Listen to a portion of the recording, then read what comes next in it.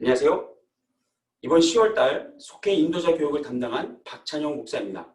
어제는 여러 가지 기술적인 문제로 인해서 온라인으로 참여하신 분들에게 불편함을 끼친 점 이 자리를 빌어 다시 한번 죄송하다는 말씀을 드립니다.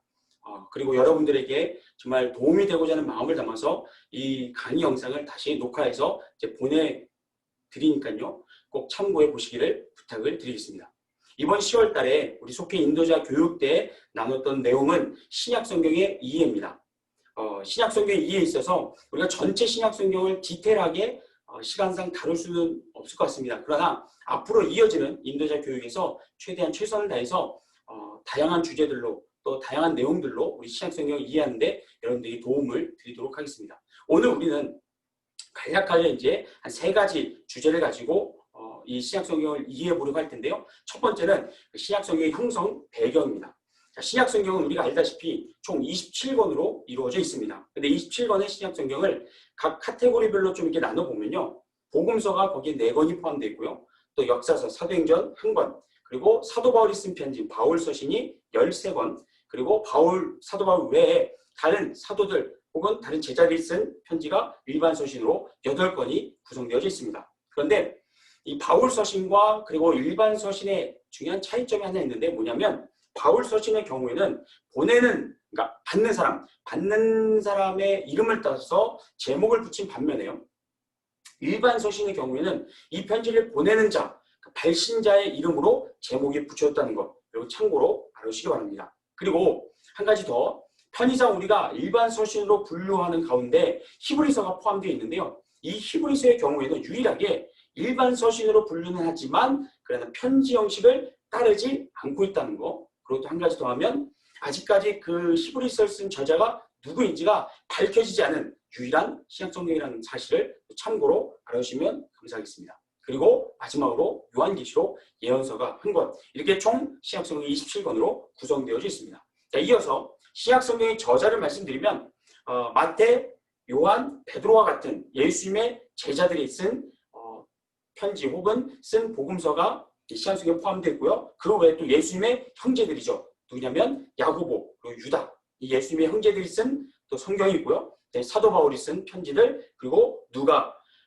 누가복음과 또 사도행전을 기록한 누가가 있고요. 그 외에 앞서 말씀드렸듯이 히브리서만큼 아직 저자가 누군지 밝혀지지 않은 그 저자가 있고, 그 다음에 최초의 복음서를 기록한 마가가 있습니다. 이렇게 여러 사람들에 의해서 신약성이 기록되게 되는데 그 시기를 대충 잡아보면 AD 50년에서 100년경으로 볼 수 있고요. 조금 더 자세히 말씀드리면 AD 50년경부터 사도 바울의 편지들이 기록되기 시작하게 기록되고요. 그 다음에 복음서들 중에는 앞서 말씀드렸듯이 마가복음이 AD 70년경에 처음으로 기록되게 됩니다.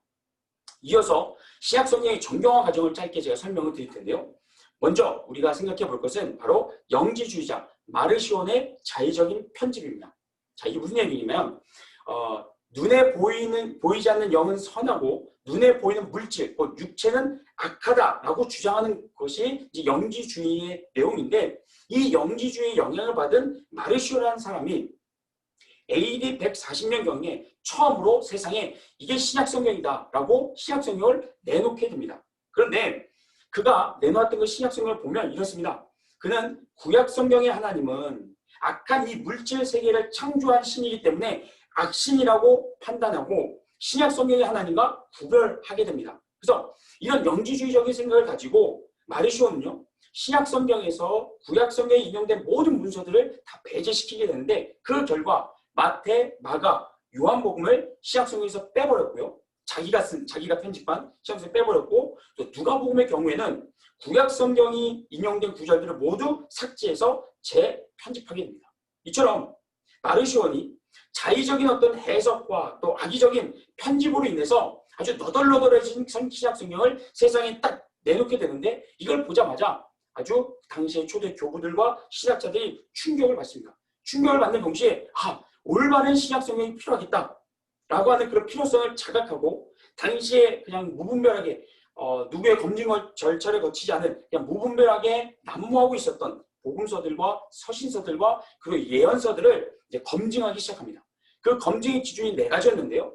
하나하나 보면요. 사도성, 내용, 보편성, 영감입니다. 먼저 사도성은 무슨 얘기냐면 사도에 의해서, 그러니까 예수님의 제자들에 의해서 기록되었거나 또는 그 예수님의 제자들, 사도들과 밀접한 관계를 유지하고 있었던 사람에 의하여 기록되어야 성경으로 인정했습니다. 또 이어서요. 또 예수 그리스도의 삶과 활동에 반드시 관련이 있어야 되는 내용을 담고 있어야 되고요. 세 번째로 당시의 교회 지도자들에게 골고루 인정을 받고 공적인 예배에서 읽혀지고 하나님의 말씀으로 선포되었던 성경만을 인정했습니다. 그럼 마지막 네 번째는요.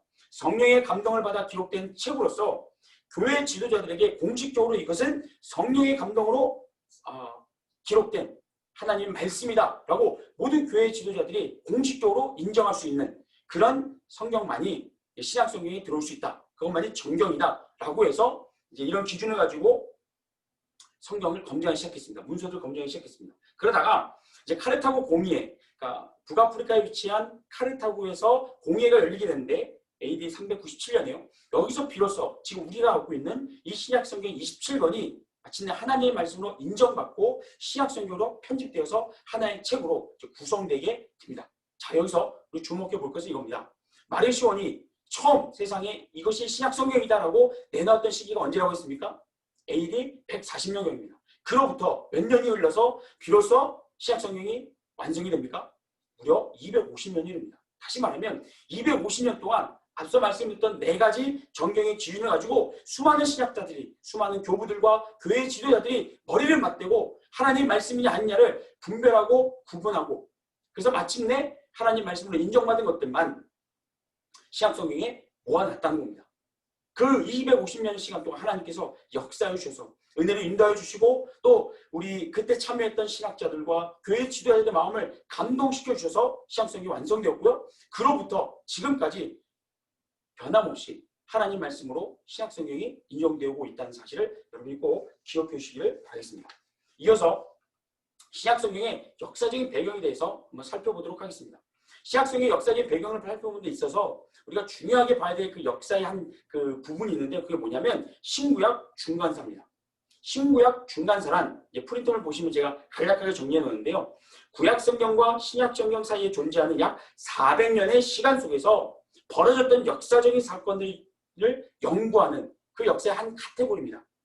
그러니까 우리가 지금 갖고 있는 성경을 보시면 구약 성경의 마지막 성경이 말라기 선지자의 글이 있고 이어서 바로 예수님의 탄생을 알리는 마태복음이 등장합니다. 그러니까 두 개가 합쳐 있다 보니까 바로 붙어 있다 보니까 그 사이가 역사적인 흐름으로 자연스럽게 넘어가 듯 보이지만 그러나 실제 역사 속에서는요. 말라기 선지서와 마태복음 그 사이에 예수님의 탄생 그 사이에는 무려 약 400년의 그 역사적 공백이 존재하고 있다는 거죠. 이걸 연구하는 학문이 신구약 중간사며 이 신구약 중간사를 우리가 좀 잘 자세하게 이해하게 되면 예수님 시대 때 유대인들에 대한 이해가 조금 더 넓어질 수 있습니다. 자, 그렇다면 신구약 중간사 약 400년의 그 시간 동안에 어떤 역사적인 사건들이 벌어지게 되는가 간략하게 정리해 드리도록 하겠습니다.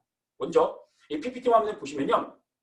첫 번째는 아수르 제국입니다. 알다시피 BC 기원전 722년에 아수르 제국이 북이스라엘을 멸망시킵니다. 그로부터 약 140년 정도가 흐른 뒤에 남아있던 남유다마저도 이제 바벨론 제국에 의해서 정복을 당하고요. 많은 남유다인들이 바벨론 제국으로 포로로 끌려가게 됩니다. 그리고 거기서 유대인들이 뭐 하냐면 왜 하나님의 백성인 우리가, 왜 세상을 창조하신 하나님의 백성인 우리가 이렇게 강대국들에 의해서 정복을 당하고 지배를 당하고 포로로 끌려가는가? 무엇이 문제인가? 라고 했을 때 하나님의 문제가 아니라 하나님이 약해서가 아니라 하나님께서 과거 우리 선조들에게 예언자들을 보내시고 선자들을 보내셔서 하셨던 그 말씀을 우리가 듣지 않았다. 우리가 하나님 말씀에 불순종해서 이 결과를 초래한 것이다. 라는 것을 깨닫게 됩니다. 그로부터 해서 어떻게 하냐면 이제 성전은 없어졌으니까 불도 없어졌으니까 예배 제대로 된 제사나 예배는 드리지 못한 채 회당이라는 것을 지어서 그때부터는 하나님 말씀을 연구합니다. 말씀을 연구하고 어떻게 하면 우리가 더 하나님 말씀에 순종할 수 있을까? 어떻게 하면 우리 세대만 아니라 우리 다음 세대, 우리 자녀들까지도 어떻게 하나님 말씀에 더 순종할 수 있을까를 이제 바벨론 포로지에 가서야 비로소 유대인들이 그것을 절감하고 신앙교육의 필요성을 절감하고 그때부터 회당을 지어서 열심히 자녀들을 가르치고 양육하게 됩니다. 그러다가 하나님께서 예레미야 선지자에게 약속하셨던 것처럼 바벨론 포로에 끌려간 지 70년이 지난 뒤 하나님께서 성경에 고레스 왕이라고 나오는데요. 역사적으로는 키루스 2세입니다. 키루스 2세 왕을 들어 마침내 유대인들을 자신들의 고향인 예루살렘으로 귀환시키게 됩니다. 그리고 귀환온 유대인들이 제일 먼저 했던 게 뭐냐면요. 성전, 무너진 성전을 재건하는 거였고요. 그것뿐만 아니라 하나님 말씀을 더 열심히 가르쳐야 한다. 포로지에서 깨달았던 것 그대로 이제 유대 땅에 돌아와서도 회당을 짓고 성전에서 드리는 예배를 철저히 드리는 동시에 또 한편으로는 신앙교육, 자녀들에 대한 또 그 동시대 그 사람들을 향해서 백성들을 향해서 신앙교육을 철저하게 병행해서 나아가게 됩니다. 그러던 중에 하나님의 역사의 판도를 어떻게 바꾸시냐면 알렉산더 대왕을 일으키셔서 알렉산더 대왕이 세운 그리스 제국에 의하여 페르시아가 점령당하게 됩니다. 그리고는 비로소 그 유대 땅에도요. 헬라와 열풍이 불게 됩니다. 그리스 열풍이 불게 돼요. 그리스 문명이 침투에 들어오기 시작합니다. 그런데 아시다시피 알렉산더 대왕이요 33살의 요절하고 맙니다. 그러니까 거대한 제국을 순식간에 이루었지만 그러나 그것을 안정화시키거나 정착화시키지 만한 시간을 갖지 못한 채 33살의 요절하고 말거든요. 그러고 난 후에 그 거대한 그리스 제국이 4개의 제국으로 이제 분할되게 되는데요. 알렉산더 대왕의 장군들에 의해서 4개의 제국으로 분할되게 되는데 이 유대인들과 관련된 제국은요. 2제국이 있습니다. 뭐냐면 저희 PPT 화면 보시면요. 프톨레미 왕국과 또 셀루키드 왕국입니다. 이 프톨레미 왕국과 셀루키드 왕국이 프톨레미 왕국은 이집트를 중심으로 형성됐고요. 셀루키드 왕국은 시리아를 중심으로 형성된 왕국이었습니다. 근데 이 둘이 서로 번갈아가면서 이 팔레스틴 땅, 유대 땅을 점령하고 지배하게 되는데 처음에 승기를 잡았던 쪽은 프톨레미 왕국이었습니다. 그래서 프톨레미 왕국이 유대 땅을 지배할 때는요, 굉장히 관대한 정책을 펼쳤기 때문에 유대인들이 신앙생활 하는데 전혀 문제가 없었습니다. 그러다가 이제 셀루키드 왕국이 프톨레미 이게 물리치고 그 팔레스틴 땅을 점령하게 되고부터는요, 고난이 시작되는 거죠. 이 셀루키드 왕국은 그리스 문명화를 아주 철저하게 밀어붙이게 되는데요. 그 중에서도 안티오쿠스 4세, 아마 여러분들이 역사를 공부하다 보시면 이 이름을 익숙하게 들으실 겁니다. 이 안티오쿠스 4세 때 아주 극기에 달하게 됩니다. 그래서 막 성전에다가 돼지고기를 막 불태우고요. 그다음에 성전에 막 들어가고 막 함부로 그것을 어지럽힙니다. 이거에 대해서 분노했던 한 제사장이 있었는데요. 이 마따디라고 하는 제사장이 기원전 166년에 항쟁을 일으킵니다. 이 셀루키드 왕국을 향해서 반기를 들고 독립운동을 벌이게 됩니다. 그로부터 기원전 166년에 반기를 일으키고 봉기를 일으키로부터 한 4년 지난 후에 열심히 투쟁한 결과 BC 162년에 마침내 유대인들이 종교적인 자유를 얻게 됩니다. 그리고 제일 먼저 했던 일은 또 뭐였냐면 바로 그 안티오쿠스 4세에 의해서 더럽혀진 성전을 깨끗하게 정하는 일이었고요. 그 사건을 기념하여 그것을 축하하는 의미로서 수전절이라고 하는 절기를 새롭게 만들어서 지키게 됩니다. 그리고 이 수전절이 요한복음에도 등장하게 되는 거죠. 그렇게 종교적인 자유를 얻었지만 그런데 여기서 그치지 않고 유대인들이요 더 열심히 항쟁합니다. 더 열심히 그 독립운동을 펼친 결과 마침내 BC 142년, 그러니까 종교의 자유를 얻고 난 후 20년이 지났을 때 그들은 마침내 정치적으로도 이제 완전히 독립하게 되고 하나의 독립된 나라, 국가를 세우게 되는데 처음에 봉기를 일으켰던 이 마따디아 제사장의 가문의 이름을 따서 하스몬 왕조라고 하는 그 독립국가를 건설하게 됩니다. 그러나 이 독립국가도요 결국에는 오래가지를 못합니다. 약 한 80년 정도요. 80년 정도 지난 다음에 결국 로마에 의해서 다시 한번 점령을 유대인들이 당하게 되는 거죠. 그러나 어쨌든 이런 역사적인 어떤 흥망성쇠 속에서 결국 유대교가 이제 신약 시대에 등장하는 유대교가 계속해서 발전을 거듭하게 되는데 그 과정에서 이제 6개의 분파, 6개의 유대교의 그 정당들이 이제 형성되게 됩니다. 그 6개의 분파가 뭐냐면요. 그림 보시면요. 사두개인, 바리새인, 헤롯당, 에세네파, 멸심당, 서기관. 이 6개의 분파들 중에서 가장 메인이 되었던 분파는요. 사두개파, 사두개인들이고요. 바리새파, 바리새인들이었습니다. 이 둘이 산헤드린 공의의 가장 중심축이 되어서 모든 유대인들의 어떤 정치적인 또 경제적인 문화적인 그런 모든 것들을 다스리고 결정하는 권한을 갖고 있었는데요. 간략하게 설명을 드리면 사두개인들은요. 현세주의자였습니다. 제사장들을 중심으로 형성된 이 사두개인들은 현세주의가 뭐냐면 그냥 이대로 만족하자는 겁니다. 더 뭐 독립을 꿈꿀 것도 없고 또 지배국이 바뀌는 것에 대해서 크게 뭐 흔들리거나 막 분노하지 말자. 그냥 주어진 이 상황 속에서 그냥 잘 살아보자 라는 쪽이었고요. 바리새인들은요, 누가 우리를 지배하든지 결국에 우리 율법, 우리의 전통, 우리의 유대교만 우리의 신앙만 잘 지키면 된다는 주의였습니다. 그래서 율법주의라는 별명이 붙었고요. 그 다음에 헤롯 땅, 이 헤롯 땅들은요, 지배국하고 아주 밀접하게 연결돼서 그 지배국, 그러니까 그 당시에는 로마가 되겠죠. 로마와 밀접하게 연관이 돼서 로마가 시키는 대로, 로마가 원하는 대로 최대한 발맞춰주고 최대한 서포트해주는 그런 역할을 했던 당연히 헤롯 땅이었고요. SNF파는요, 고립주의자. 왜냐면 다 필요 없다는 겁니다. 다 싫다는 겁니다. 뭐 투쟁도 싫고 독립도 싫고 이제는 그냥 우리끼리만 신앙 잘 지키면서 살아보자 라고 해서 사회 부분에 따로 고립되어서 그 동굴을 파짓고 자기들끼리 그 거주지를 만들어서 그 신앙을 그냥 지켜 나갔던 그런 사람들, 독보적으로 독자적으로 노선을 걸어갔던 사람들이 SNF파 사람들이고요. 그 다음에 열신당이 있습니다. 이 사람들은 독립운동가죠. 사실 좋게 얘기하면 독립운동가. 로마 측에서 보면 불순물자가 되는 거죠. 혁명주의자들입니다. 이들 가운데 또 온건파가 있고 강건파로 나뉘어지긴 했었는데요.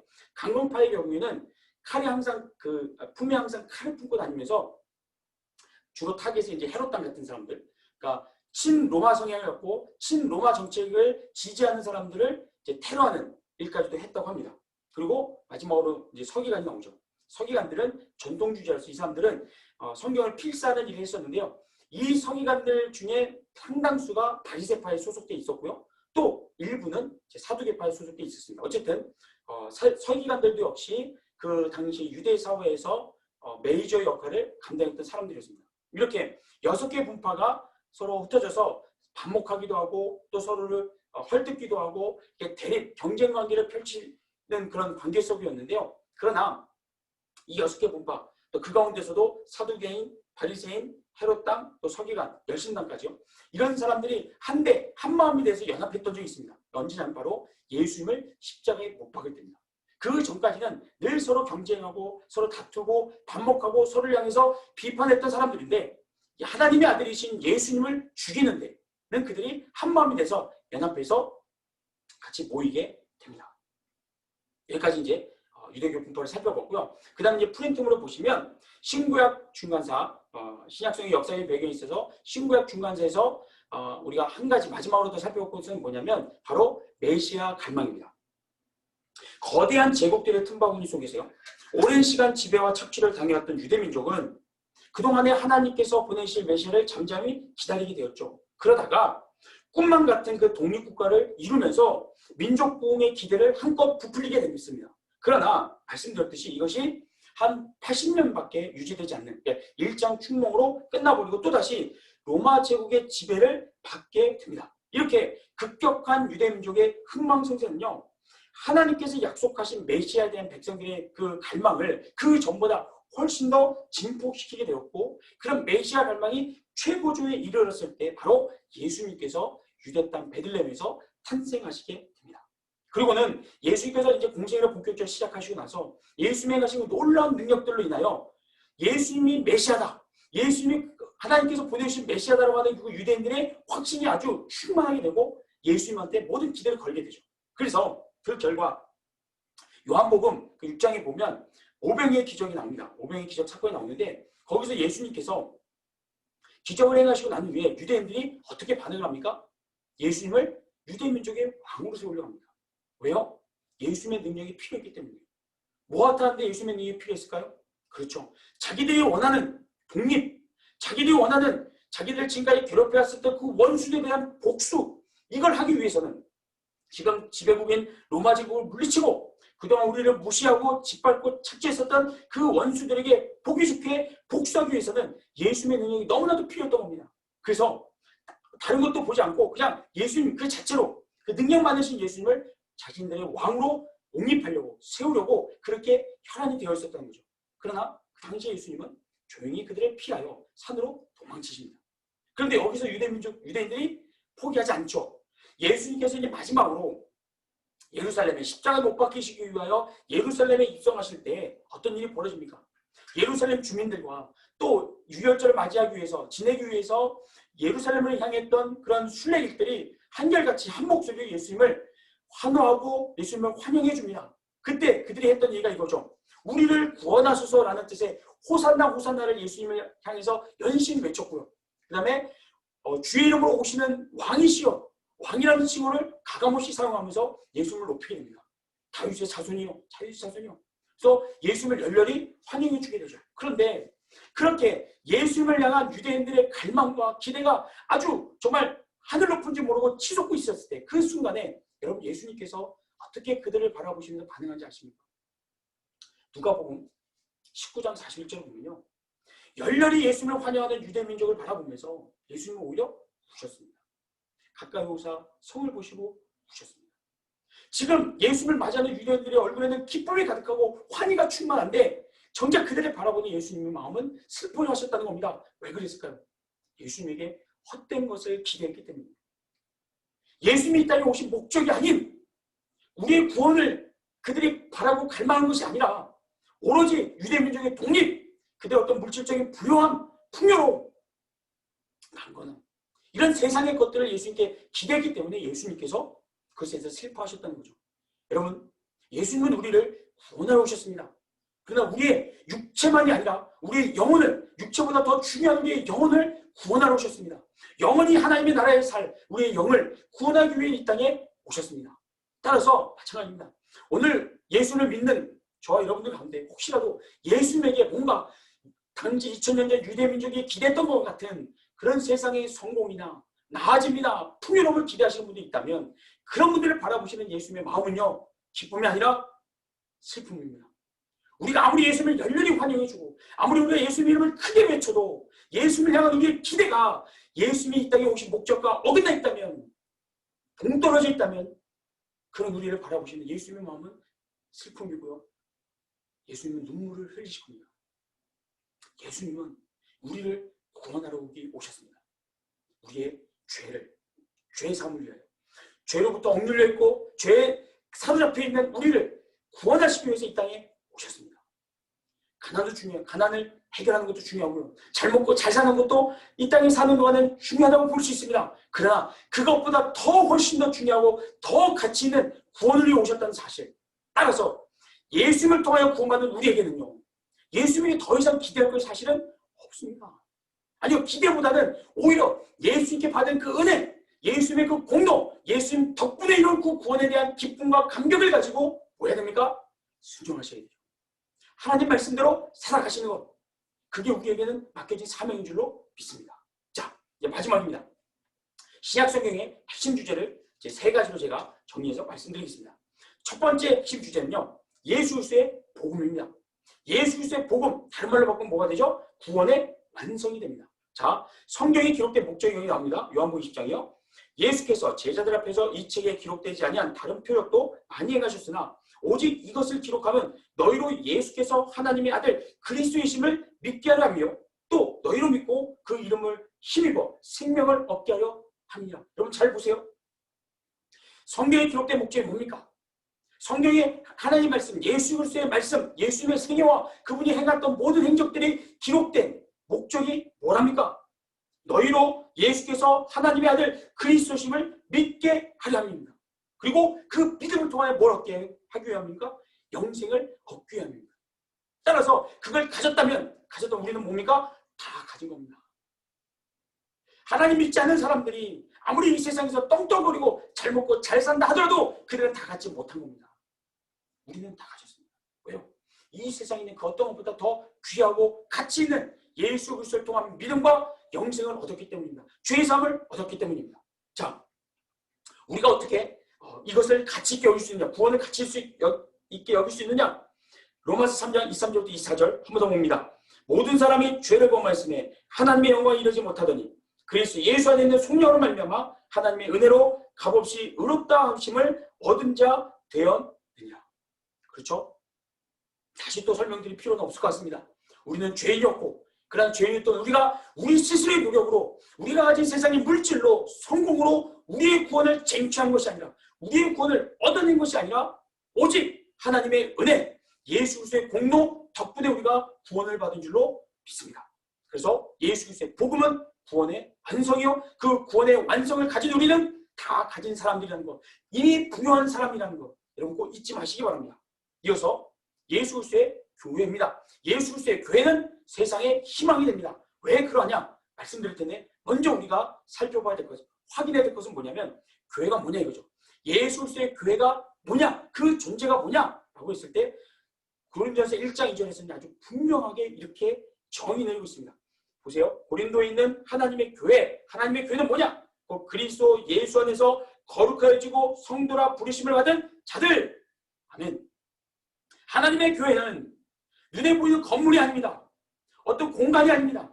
그것이 아니라 예수 그리스도 안에서 거룩해지고 성도라 부르심을 받은 자들, 바로 저와 여러분, 우리가 교회인 줄로 믿습니다.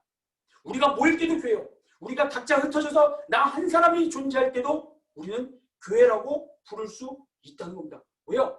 하나님의 교회는 그리스도 예수 안에서 거룩하여지고 성도라 부르심을 받은 자들이기 때문입니다. 그래서 그 다음에 뭐라고 됩니까? 또 각처에서 우리의 주, 곧 그들과 우리의 주 대신 예수 그리스도의 이름을 부르는 모든 자들이 다 들어간다는 거죠. 모든 성도들이 다 제대로 구원받는 성도라면 그 성도가 바로 하나님의 교회가 된다는 사실을 잊지 마시기 바랍니다. 그렇다면 결국 예수 그리스도의 교회가 세상의 희망, 세상의 소망이라면 이거를 직접적으로 적용해보면 뭡니까? 우리가 예수 믿는 우리가 세상의 희망이 된다는 거잖아요. 자, 왜 그런가? 보세요. 첫 번째는 말씀 봅니다. 마태복음 10장 18절. 또 내가 내게 이르노니 너는 베드로라. 내가 이 반석 위에 내 교회를 세우리니 음부의 권세가 이기지 못하리라. 우리가 세상의 희망인 이유, 하나님의 교회인 우리가 세상의 희망인 이유가 뭡니까? 음부의 권세가 우리를 이기지 못하기 때문입니다. 왜요? 우리가 음부의 권세보다 더 강하기 때문입니다. 그러나 여러분, 내 힘과 내 실력이 더 강하다는 의미는 아닙니다.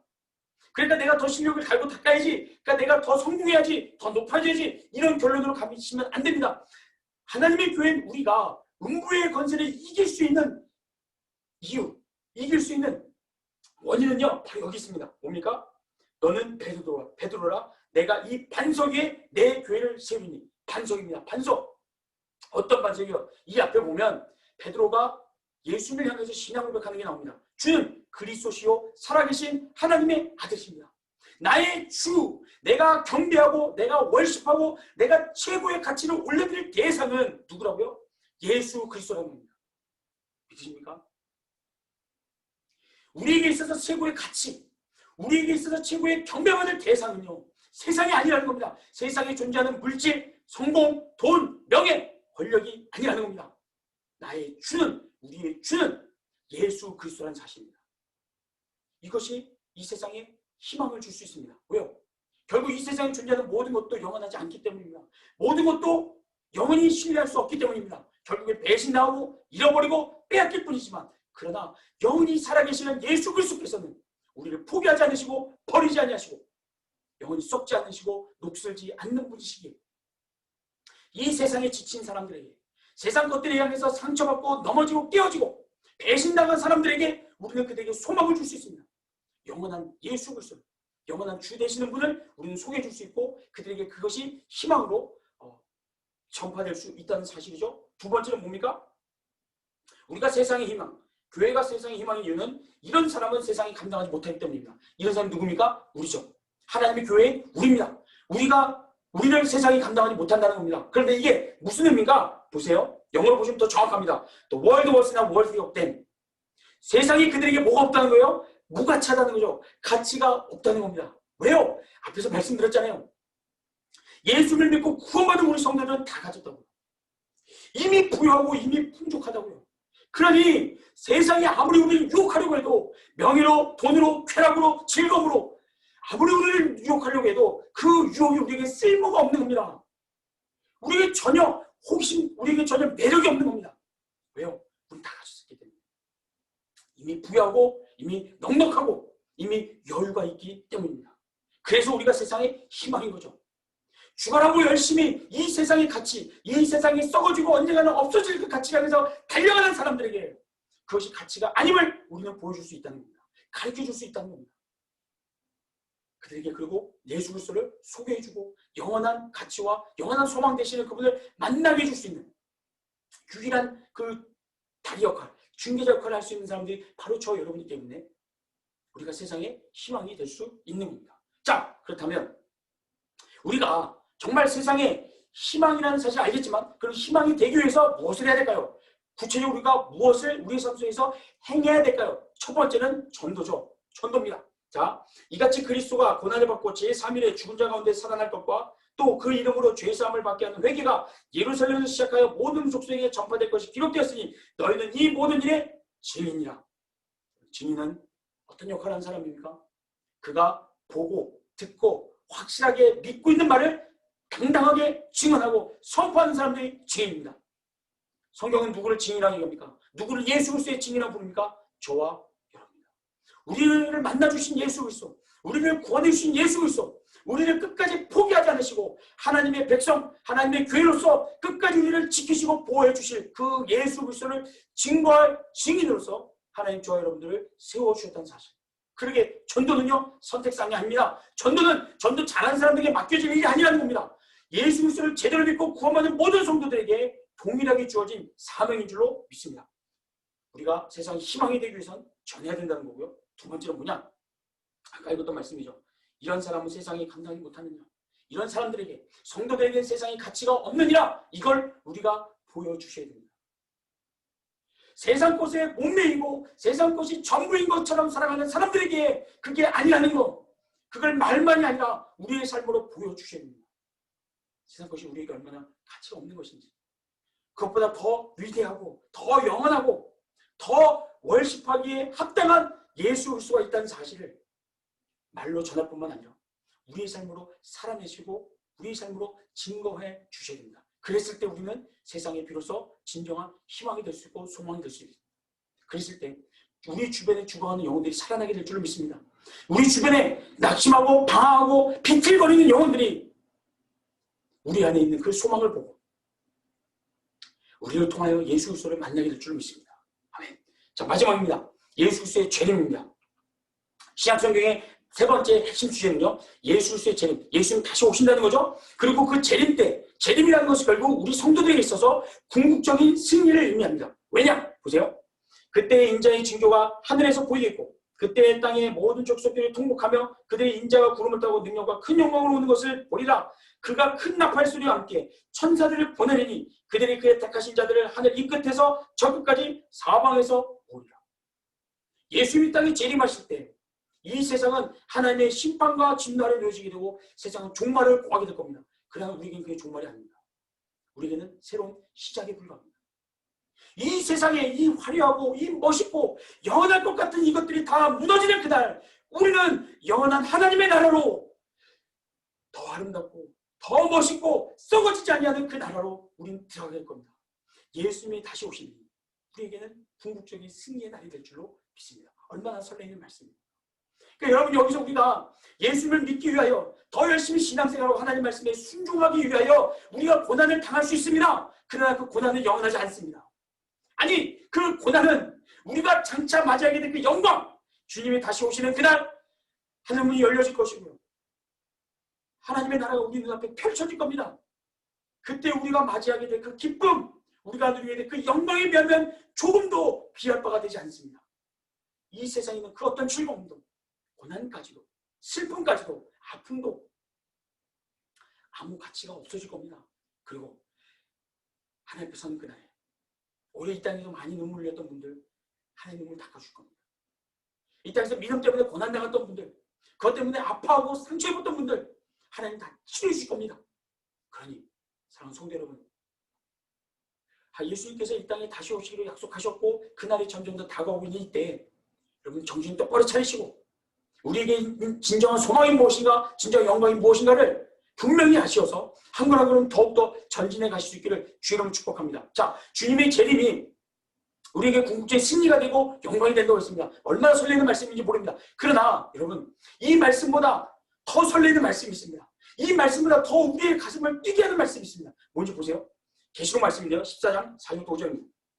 이 사람들은 누구냐면 계시록 14장 1절에 보면 구원받은 성도들 14만 4천 명이 나옵니다. 이 사람들이 아주 좋아하는 구절인데, 여러분 여기서 14만 4천 명은 숫자를 이야기하는 게 아니라 넘버가 아닙니다. 정말 현실적인 1부터 14만 4천 이 숫자가 아니고요. 구약의 12지파, 신약의 12제자, 그리고 많은 수를 뜻하는 헬라어 천을 붙여서 만들어진 숫자입니다. 상징적인 의미입니다. 뭐냐면 하나님의 구원이 완성됐다는 겁니다. 구원받기로 작정된 모든 족속과 모든 가문이 다 구원을 받았다는 의미가 14만 4천 명이 담겨져 있습니다. 그런데 중요한 건 이거죠. 그렇게 구원받은 성도들이 하나님 나라 갔을 때 어떤 평가를 듣게 되냐 이거죠. 어떤 대접을 받냐 이겁니다. 보세요. 이 사람들은 여자와 더불어 더럽히지 아니하고 순결한 자라, 어린 양이 어디로 인도하든지 따라가는 자며 사람들 가운데서 속량을 받아 처음 익은 열매로 하나님과 어린 양에게 속한 자들이니 그 입에 거짓말이 없고 흠이 없는 자들이라. 여러분, 이게 우리의 영광입니다. 이게 우리가 하나님의 나라에 갔을 때, 저 박찬영 목사는 이 땅에 사는 동안에 여자와 더불어 더럽히지 아니했고 순결했고 어린 양이 어디로 가든지 인도하는 자였으며 따라가는 자였으며 그 입에 거짓말이 없고 흠이 없는 사람이더라. 평가받게 될 겁니다. 무슨 얘기일까요? 이런 미래에 우리의 그 청사진이 놓여져 있으니 그 모습 그대로 거기에 합당하게 지금 이 땅에 사는 동안에 살아가라는 겁니다. 그래야 그때 갔을 때, 하나님 나라 갔을 때 이런 평가를 듣는 자리에서 우리가 부끄럽지 않을 수 있기 때문입니다. 어영부영 대충대충 살 시간이 없습니다. 여유가 없습니다. 왜냐하면 우리의 운명, 우리의 마지막은 이미 결정되어 있기 때문입니다. 저와 여러분을 향한 하나님의 평가, 저와 여러분을 향한 천국에서 들려질 그 뭐랄까요? 닉네임, 별명 너무 가볍죠. 그 어떤 그 영광스러운 그 모습, 그 스테이트먼트가 이미 정해져 있습니다. 천국 가는 성도들, 하나님의 나라에 들어가는 성도들에게 천국에서 들려질 소리, 그들을 향한 대접과 영광의 소리 이겁니다. 이 사람들은, 주님의 제자교회 성도들은 여자와 더불어 더럽히지 아니하고 순결한 자들이며 어린 양이 어디로 인도하든지 따라갔던 자들이며 그 입에 거짓말이 없고 흠이 없는 자들이더라. 다 칭찬과 영광을 누릴 수 있는 저 여러분 되기를 주의 이름으로 축복합니다. 결국 신약성경은요, 예수 그리스도께서 우리의 구원자 되심을 분명히 선포하는 동시에 예수 그리스도를 통하여 구원받은 성도들이 이 땅에서 어떤 삶을 살아야 되는가? 왜? 이미 그들의 운명은 결정됐기 때문에, 이미 그들의 운명, 그들의 영광은 결정됐기 때문에, 변함없기 때문에 그 영광을 바라보며 그 자리에 온전하게 정말 영광스럽게 서기 위하여 이 땅에서 어떻게 살아야 되는지를 아주 분명하게 가르치고 있다는 사실입니다. 그것이 신약성경입니다. 그래서 성경을 보실 때 여러분, 내가 좋아하는 말씀만 꼭 집어서 보시는 것이 아니라 정말 하나님이 나에게 무엇을 말씀하시는지를 잠잠히 귀 기울여 들으시고, 만약 내가 그것을 지금 당장 지키지 못한다면 그럼 어떻게 해야 될까요? 포기하시지 마시고 기도하시기 바랍니다. 은혜를 구하고 믿음을 구하고 순종을 구하고 능력을 구하고 용기를 구하고 지혜와 담대함을 구하셔서 마침내 우리가 하나님 나라에 서는 그날에 우리 성도들이 누릴 수 있는 최고의 그 영광의 자리에서 그 영광을 마음껏 부끄러워 피하는 것이 아니라, 숨는 것이 아니라 마음껏 누릴 수 있는 저 여러분 되기를 주의 이름으로 축복합니다. 아멘. 제가 기도하고 강의를 마치겠습니다. 하나님 감사합니다. 이런 귀한 또 인도자 교육의 자리를 허락해 주셔서 제가 신약 성경의 전체는 아니지만 또 디테일한 부분은 아니지만 대략적인 내용들을 저희가 살펴보았습니다. 결국 하나님께서 성경을 우리에게 주어주신 목적은 우리로 하여금 구원받게 하기 위함이며, 구원받음으로 끝나는 것이 아니라 구원받고 난 후에 우리가 구원받은 자로서 어떻게 살아가야 되는지, 우리에게 약속되어 있는 하늘의 영광이, 그 하늘의 기쁨이 어떤 것인지를 우리에게 분명히 보여주므로 이 땅에 사는 동안에 다시 오지 않을 이 한 번밖에 없는 인생을 얼마나 아름답고 멋있고 정말 담대하게 살아가야 될지를 가르쳐주기 위하여 성경을 우리에게 주신 줄로 믿습니다. 우리 속해 인도자님들을 비롯하여서 이 강의에, 이 교육에 참여하는 우리 교구장님, 지역장님, 그리고 속장님들까지 모든 우리 교회 리더분들께서 정말 이 땅에 맡겨진 삶을 끝까지 잘 완주함으로, 승리함으로 하나님 앞에 서게 되는 그날 우리 모두 다 칭찬받을 수 있도록 하나님 도우시고 인도하여 주시옵소서. 감사드리며 예수님의 이름으로 기도합니다. 아멘. 끝까지 강의를 시청해 주셔서 감사드립니다. 다음 11월 달 또 인도자 교육 때는요, 더 알찬 내용으로 또 잘 준비해서 다른 불편함이 없도록 잘 진행하도록 하겠습니다. 이상으로 강의를 마치겠습니다. 감사합니다.